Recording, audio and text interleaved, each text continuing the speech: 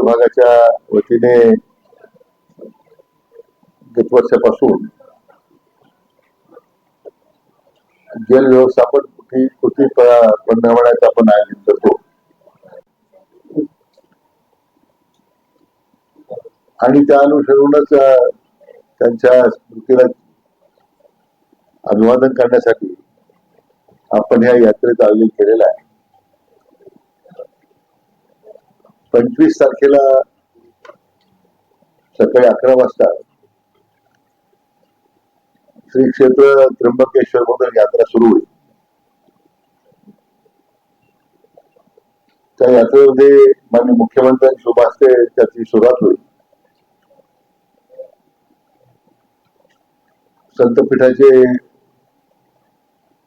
स्वामी समर्थ माऊलींच्या उपस्थितीत हा कार्यक्रम होईल आणि या निमित्तानं यशवंतराव होळकरांचे वंशज आहेत त्या कार्यक्रमाला उपस्थित राहतील.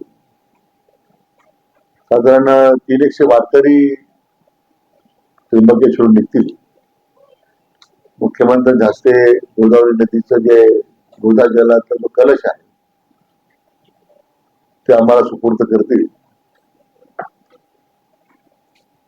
आणि यात्रेला सुरुवात होईल. त्याच वेळी चौंडी येथे त्यांच्या जन्मभूमीमध्ये चौंडीची माती घेऊन आणखीन एक कलश त्या ठिकाणी निघेल.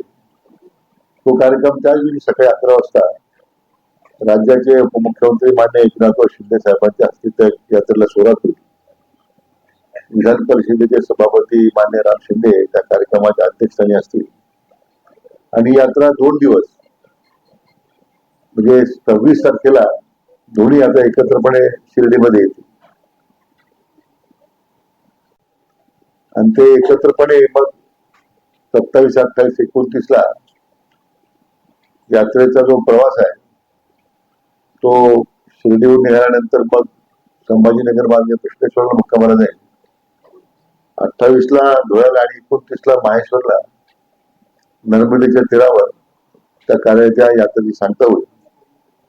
मध्य प्रदेश राज्याचे माननीय मुख्यमंत्री यांना त्या कार्यक्रमासाठी निमंत्रित केलेलं आहे आणि या निमित्तानं संपूर्ण यात्रेमध्ये अहिल्याबाई होळकरांच्या जीवनपटावरची माहिती त्यांच्या संदर्भाने केलेल्या विविध जुने घाट बांधण्याचे असतील, मंदिर संवर्धनात असेल, अशा विविध त्यांच्या जीवनपटावर आधारित एक चित्रफित आपण LED घंटेद्वारे दाखवतोय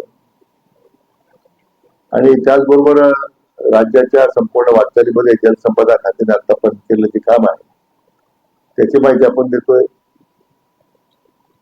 माननीय मुख्यमंत्री महोदयांची दुष्काळमुक्त महाराष्ट्राची जी संकल्पना आहे त्यामध्ये जलसंपदा खातं कार्यरत असताना जे काम सुरू आहे त्याची माहिती आम्ही देतोय. अशा वेगवेगळ्या स्तरावर या यात्रेच्या निमित्तानं असा पहिलाच आपला प्रयत्न आहे या जलयात्रेच्या निमित्तानं आणि त्र्यंबकेश्वरून एक 300 वारकरी राहतील, चौंडीवरून एक 300 वारकरी असतील आणि संपूर्ण प्रवास बसने होणार. त्यामुळे मी संपूर्ण 5 दिवस यात्रेमध्ये मी स्वतः सहभागी आहे.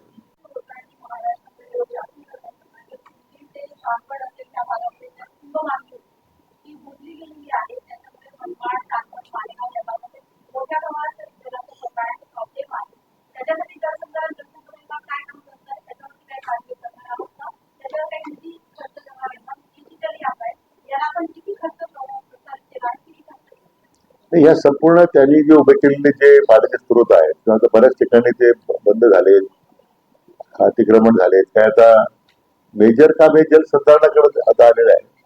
तरी मी आमच्या या गोदावरी महामंडळाने विशेष करून कृष्णा महामंडळामध्ये पेक्षा गोदावरी महामंडळामध्ये अशा प्रकारे सर्व पाण्याचे स्रोत जे आहेत ते त्याच्यात त्याचं रिजर्वेशन करून आपण त्याची पुनर्स्थापना कशी करता येईल यासाठी आम्ही कृती आराखडा तयार करतो. जे काम झालं ते मांडतो, भविष्यातल्या योजना मांडतोय, त्यांना समोरची मांडणी करावी ह्याचा पाठीमागचा प्रयत्न आहे. या यात्रेच्या माध्यमातून जलसंवर्धनाची उपाययोजना आहे तो नेमका कसा लोकांना माझ्या विभागाने ते काम आल्यानंतर सुरू केलं होतं. कारण नदीच्या प्रदूषण होत चाललेल्या आहेत. तर डाऊनस्ट्रीमला सुद्धा आमच्या वॉटर सप्लाय स्कीम आहे, आपल्या सिंचनाच्या तिथे योजना आहेत. त्याच प्रदूषित पाण्यामुळं त्या भागातल्या विहिरींचं पाणी प्रदूषित होतं.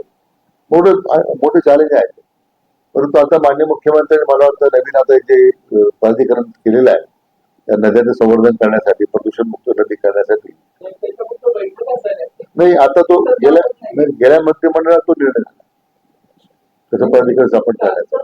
2018 ला नमामी नाही, नमामि गंगे बघायचं मला कल्पना नाही, पण ही आता जी नवीन याच्यामध्ये या सगळ्या पर्यावरणाच्या जेवढ्या बाबी आहेत त्यामध्ये त्या अंतर्भूत केलेल्या आहे. त्याचा तुम्ही आढावा घेणार आहात. आम्ही घेऊ, यू आर द बेस्ट.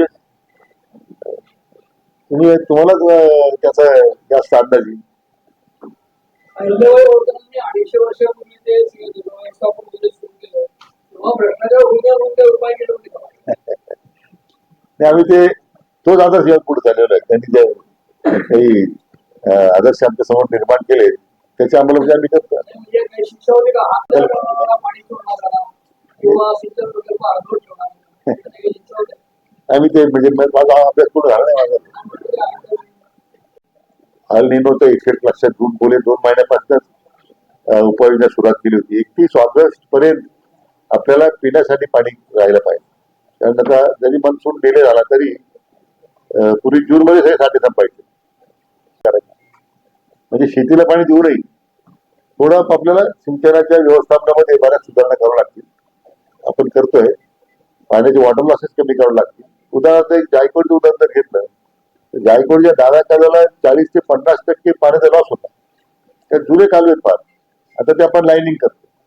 त्यामुळे आमची कल्पना आहे की साधारण पाण्याचा तेवढा जरी नाश कमी झाला पण ते लॉंग टर्म स्टार्टच्या योजना आहेत. परंतु आज एल इफेक्ट लक्षात घेऊन आपण पिण्यासाठी पाण्याचं नियोजन त्याला प्राथमिकता देऊन ते सर्व धरणात आपण केलेलं आहे.